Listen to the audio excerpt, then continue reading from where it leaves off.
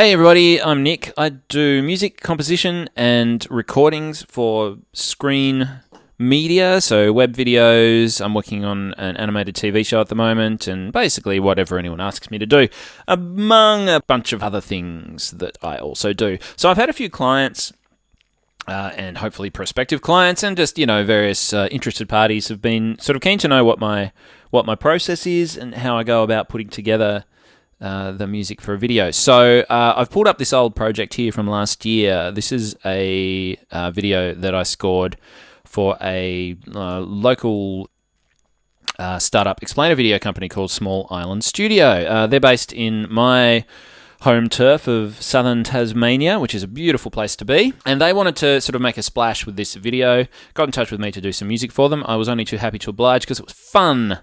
If you want to have a look at the finished video before you go through the walkthrough, I'm going to stick a link on YouTube. So hopefully if I've figured out how to do that correctly, you will be able to get to that by clicking a link on your screen now. But please do come back here because I don't want to be talking to nobody, which is very much what it feels like I'm doing at the moment. So anyway, without further ado, let's have a look through the project. So this intro scene, we've got our hero character here. I don't think he has a name. I should have named him. That was very remiss of me. We wanted a sort of, the brief was a slightly whimsical kind of a feel, but sort of with a hint of tension there. He does have a problem to solve. So we wanted to get that sense of whimsy, but without it sounding too sort of twee or lighthearted. Now for me, I don't know if you've seen a lot of romantic comedies and things like that. The sort of arrangement shorthand for whimsical hijinks is pizzicato strings. So I pulled them out of the old locker and ended up with that. Now, as you can hear there, we've got this sort of very ominous-looking flock of question marks here, which, as I recall, is sort of a visual metaphor for the problems that he's facing in getting his message out. Problems which, of course, Small Island Studio are going to solve for him in the next scene. So, again, look, I wanted to keep with the that sort of aesthetic of stringiness. And look, tension. In a short video like this, you don't really have a lot of time to mess around trying to re-establish the ground. You really want to say, if we're 13 seconds in here and the end of our tension is 21 seconds. So we've got 8 seconds to convey tension. I don't really want to mess around trying to reinvent the wheel here. So semitone trill. That's tension there. So full ensemble trilling, it does the job. It sits in with the staccato violas, which we've got here. It all sort of belongs together. It's a string orchestra feel, not terribly realistic. I imagine the string players out there in the audience are not going to be fooled, but such is life. It does what it needs to do. So you can hear there, this big chord building up.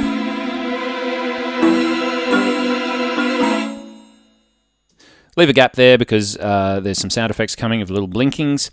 And then, so that's that section. It's very simple, pretty basic, not a lot going on really, but it does the job it needs to do. Now, that's an important thing that I will mention here, is that you don't really want to throw too much at it because at the end of the day, my job in this sort of context isn't to produce a standalone piece of music that functions in and of itself and will be played by itself for people to listen to.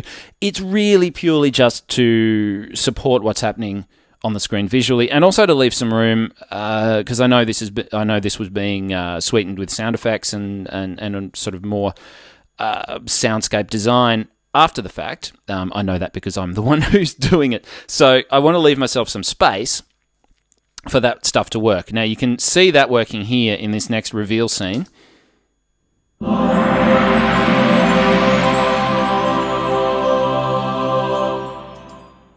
Yeah, that guy's face is pretty much my expression there as well.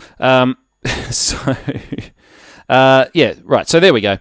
It's as simple as there's a choir patch here. Just playing a basic C major chord. Not a very realistic choir patch, to be honest, but again, look, it does the job. It kind of fits in with that kitschy, self-aware cheesiness vibe that the whole video is going for. So I've just laid a little patch there, and also if you listen to the orchestra going behind, orchestral kit there's just the gong and some chimes, and it all kind of works.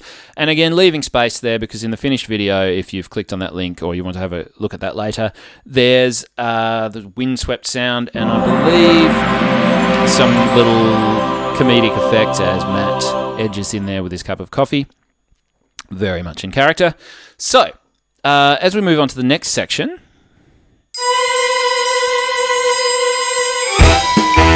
you may notice a certain sense of deja vu listening to this piece of music. It might have a familiar ring to you. One of the original briefs, we were sort of met over a cup of coffee and we were going back and forth between sort of a spy, espionage, secret agent feel and a sort of crazy mad scientist feel. I did mess around with some mad scientist cues with sort of theremins and very 50s kind of retro instrumentation, but it just sounded a bit too ridicule-y. That's probably not the word I'm looking for, but I don't know. To me, it sort of matched the aesthetic of the lab coats. You know, they all look a bit crazy, but this section here, particularly, I think, with the sort of dramatic swipes here, that to me that said 60s, that said secret agent sort of action team stuff, and look, there's only one theme music to shamelessly ape when you want to do 60s action team with an espionage feel. Now, the trick here is to balance the fine line between evoking the original and going too far and just shamelessly ripping it off. This is about as close as I would be comfortable to go. Just to break it down, I actually went and had listened to the original to do this, and I was surprised what was in it, and it was very much not the instrumentation that I remembered from my childhood. So we've got just a little brush kit there. There's a little flute solo there. Obviously quite a different melody to the original. So, you know, hopefully stepping that line between plagiarism and inspired by. Some orchestral woodblocks going on there. Very nice indeed. And then most of your bass is coming from, you've got a bit of an upright bass in there. And that is sort of, what's the word I'm looking for? Reinforced there by a baritone sax. Now, I had to move to the next scene. Here's where I'm proudly going off on my own and no longer aping a theme song.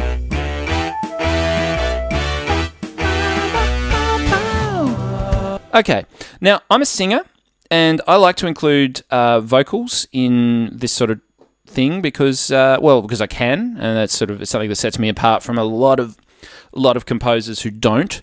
And plus, I think it's a really nice texture, and especially in this sort of 60s kitschy thing. This reminded me of an old situation comedy theme song or something, and I thought it worked. You know, we've very much moved from this actiony thing where there's people leaping around and blowtorching and hitting things with hammers to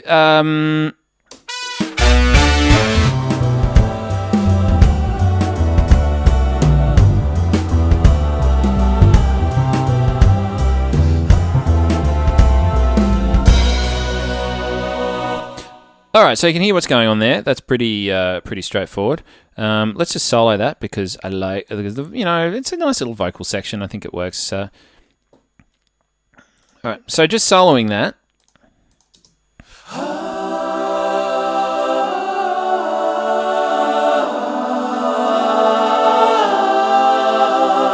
So you can hear there's that Beach Boys-y, Brian Wilson-y kind of thing I'm going for.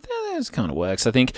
Toward the end, you'll see I've brought in the, our choir again here, sort of No, apparently. Oh, I've got all these soloed.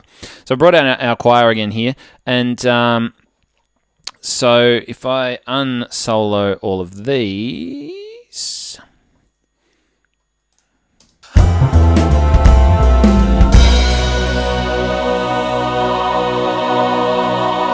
What I've done there is just to try and make a little bit of a bridge between the actual sung part and the choir.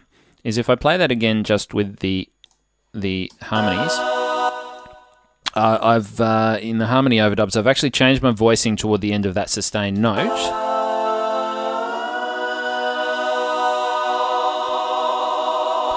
So changing that voicing from an or sort of like an to more of an which really kind of helps blend it into this sound here. Oh, that's too slow with this. I need my control surface.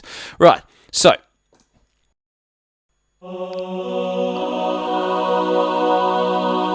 Right, so that's very much sounds like a keyboard as the different keys come in. But if you introduce that along with these, then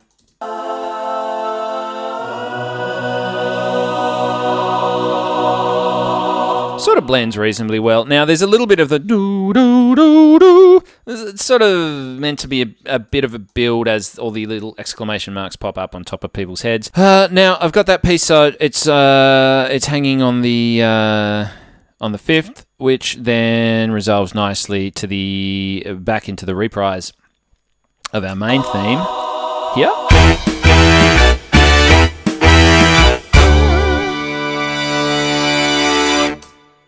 That's where I finished it. In the very original, there was some concern that it was left hanging. Now, I love that personally, but there was some concern that it felt like it didn't finish properly. So I'm always happy to oblige. Client's always right and everything. So the old Austin Powers James Bond chord comes out. And I must confess, I do kind of like that now. So, there you have it. That is the anatomy of a fairly short, what is that, minute and 18 seconds. That's the anatomy of, that's plus a bit of lead time here. So, minute and 10 seconds. That's what goes into that. All right, cool. Thank you for watching. I'm amazed you stuck with me this far. I hope it was interesting. If you're into it or you'd like to see anything else, feel free to leave me a comment below or visit me on the website, nickstore.com. That's where you can find all my crap. Cool. Catch you later.